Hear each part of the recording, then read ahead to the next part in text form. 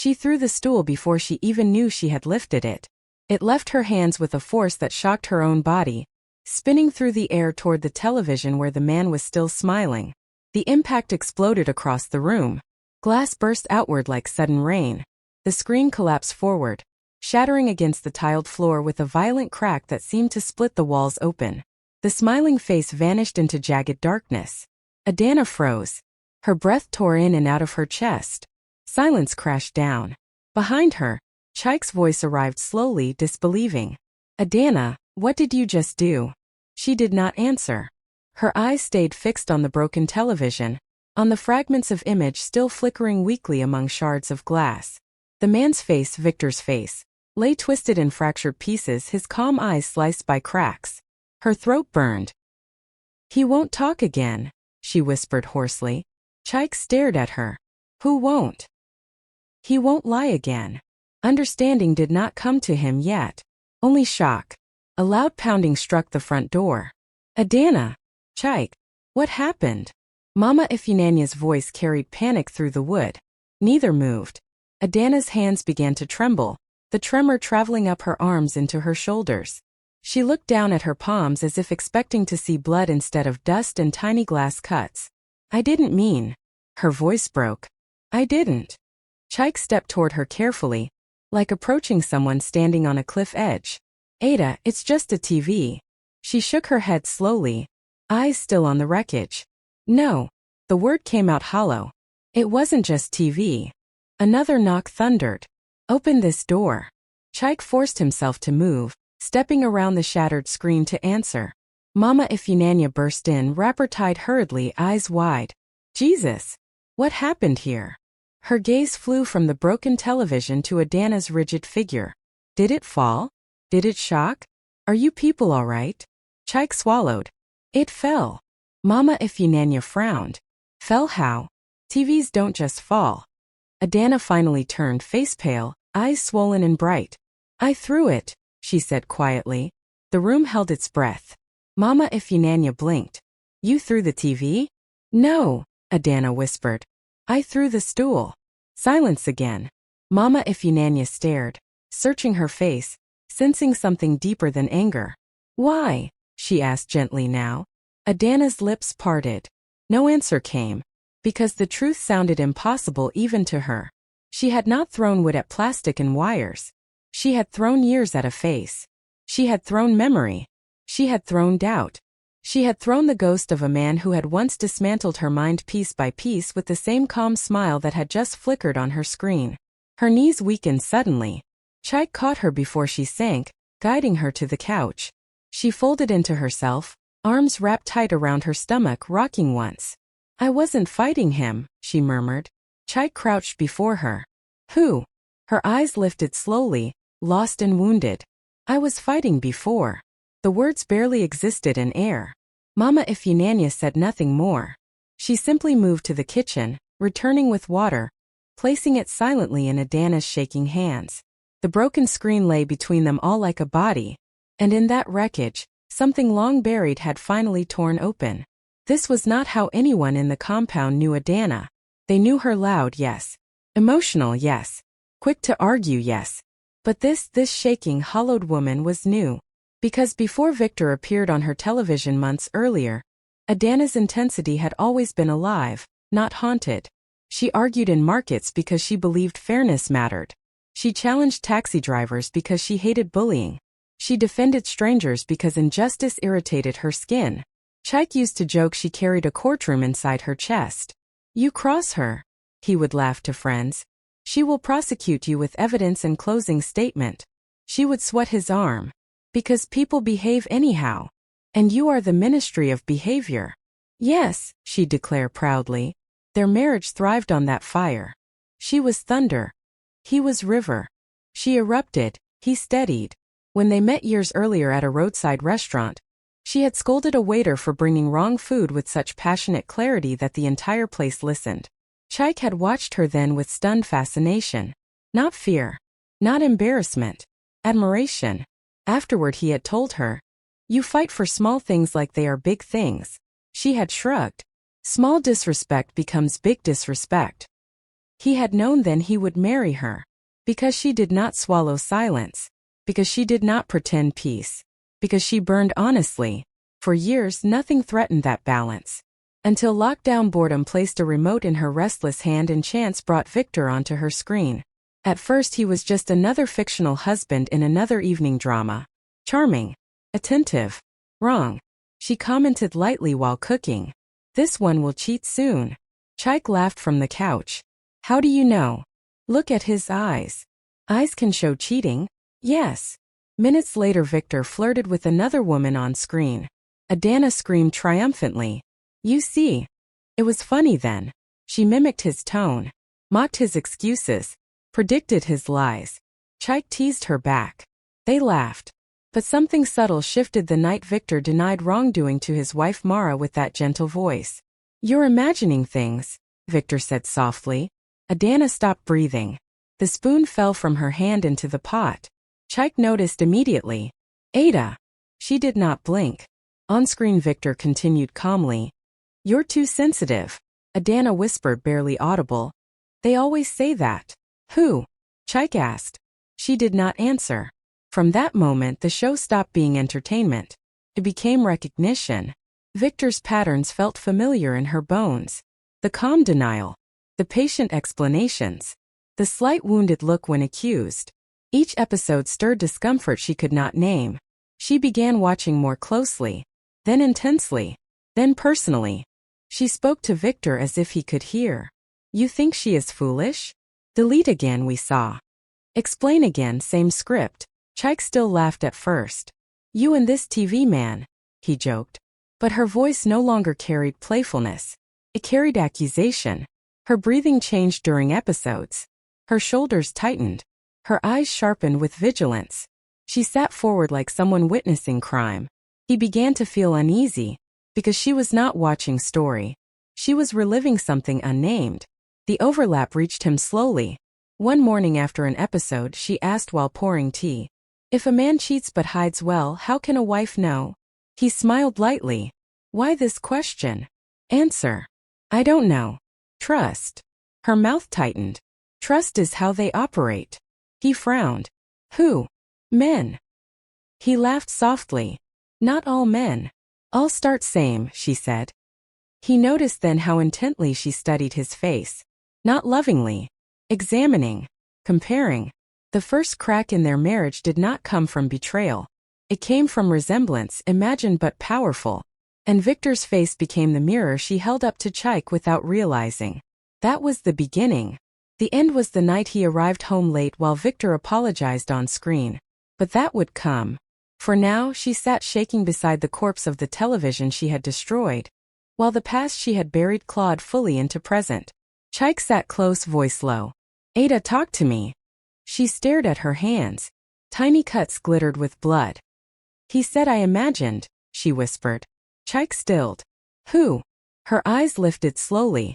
And the man who had dismantled her years ago finally stepped out of shadow. I thought I was going mad, she said. The room held its breath. And this was only the beginning of the truth.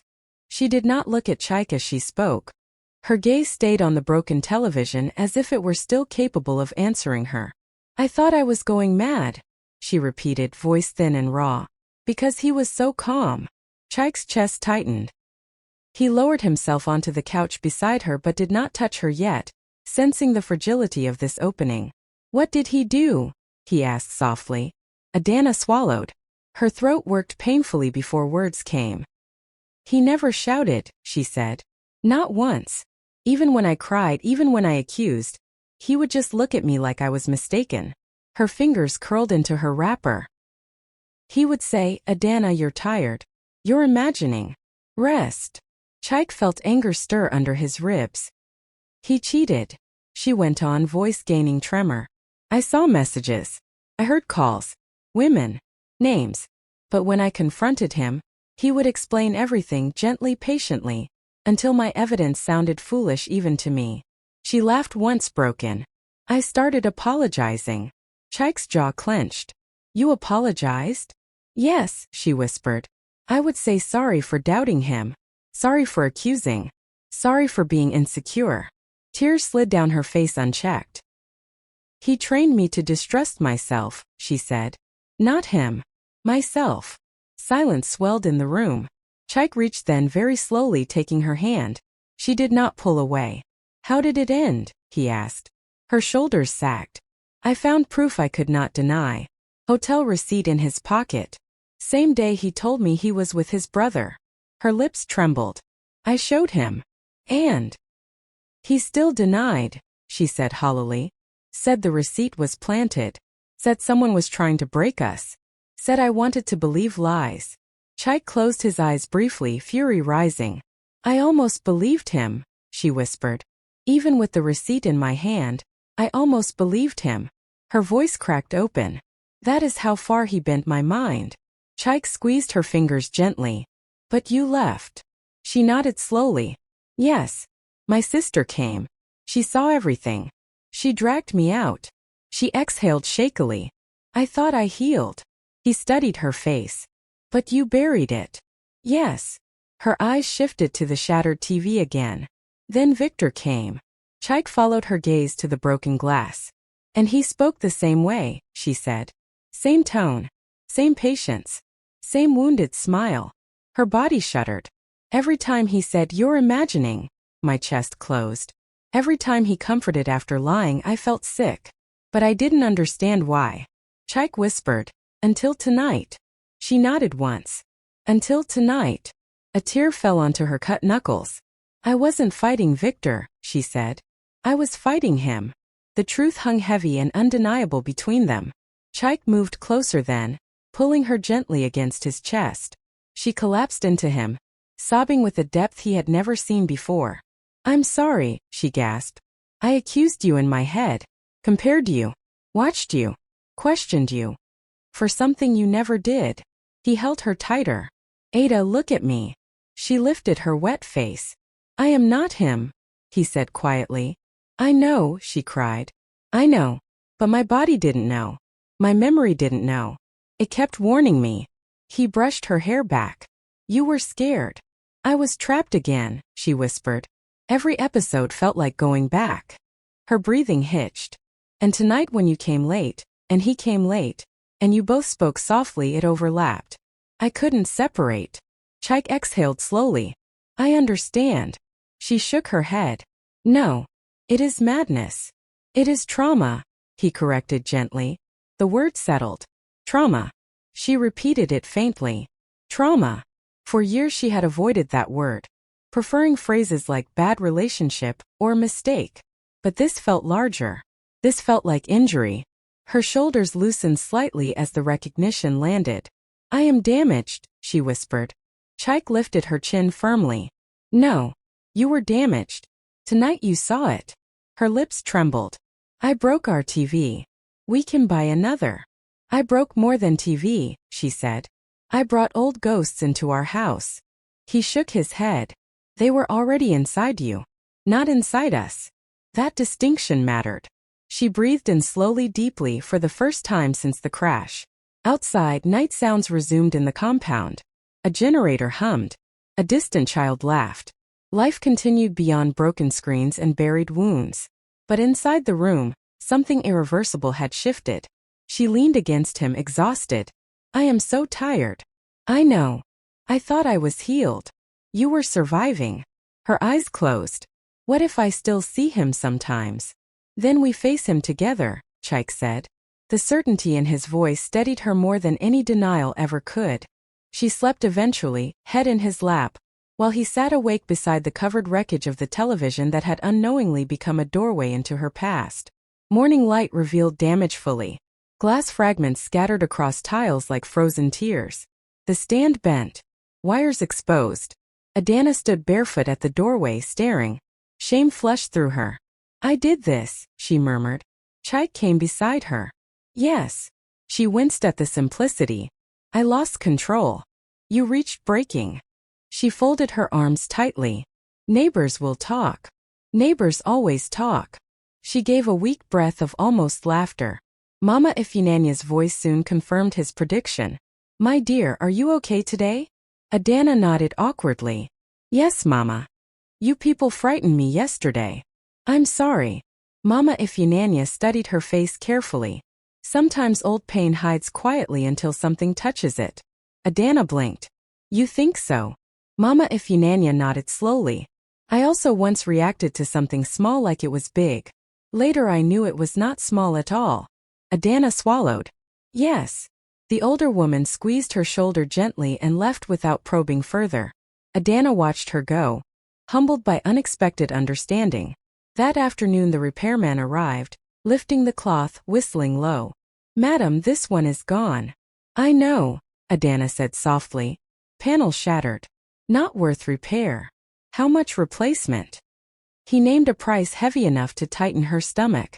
Chaik nodded. We will manage. Adana shook her head. I destroyed months of savings. Chaik turned to her. You released years of pain. She lowered her gaze, tears threatening again. I feel foolish, she whispered.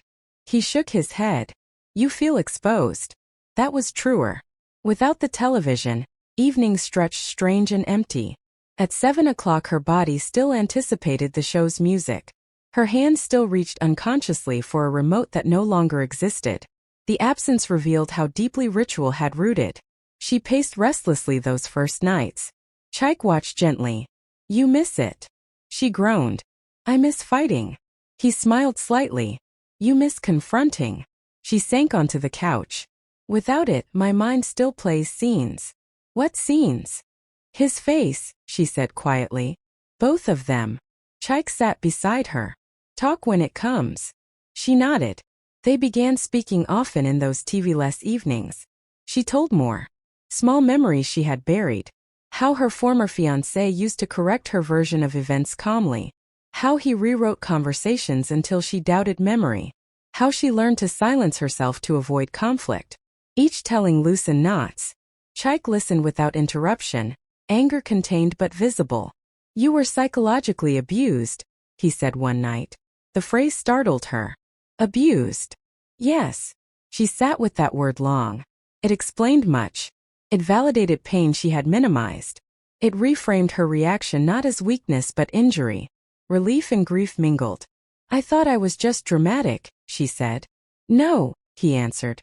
You were manipulated. The difference mattered profoundly. Weeks passed. Slow healing replaced agitation. They eventually bought a smaller television, intentionally modest. Before installation, Adana wrote rules on paper. No shouting. No standing. Pause if triggered. Remember fiction. She taped it beside the screen. Chaik read it silently, moved. You are reclaiming space. She nodded. I am reclaiming mind. The first evening they turned it on, her pulse jumped violently. The familiar soap returned. Victor appeared. Her muscles tightened automatically. Chaik glanced sideways. She felt the surge, anger, memory, warning. But this time awareness stood beside it. She reached for the remote. Paused. Breathe. It is not him, she whispered. Chaik heard. She looked at the frozen image calmly. A character. An actor. A pattern. Not her past. Something loosened. She pressed play. Victor spoke gently. Old echoes stirred but did not overwhelm. She stayed seated. When he lied again, she exhaled sharply but did not rise. Chaik smiled quietly. Progress. Later she leaned against him. I can see the difference now. He kissed her hair. Yes. It was never about TV. No. It was about truth stolen from me long ago.